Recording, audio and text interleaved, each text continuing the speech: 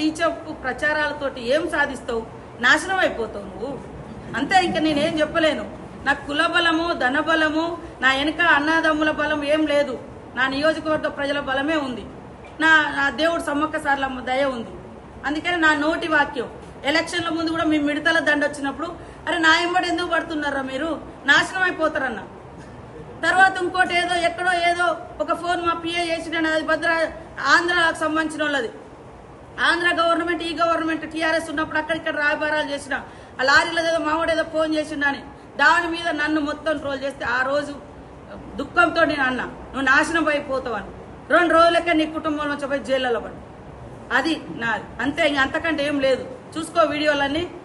ఒక రోజు గట్ల ఇక్కడనే ఆ పార్టీ ఆఫీస్లో ఎలక్షన్ జరుగుతుండే చెప్పిన, ఆ రోజు పడడానికి పోయి నువ్వు మధ్యలో బతికిపోయాను.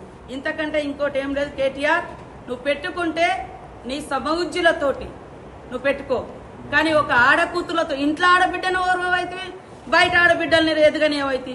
నిన్న మా సీఎం చెప్తున్నాడు, ఎస్ ఆడబిడ్డల రాజ్యాన్ని తీసుకురావడం కోసం నేను అవసరం 60 సీట్లు ఇస్తా, గెలిపిస్తా అంటున్నావు.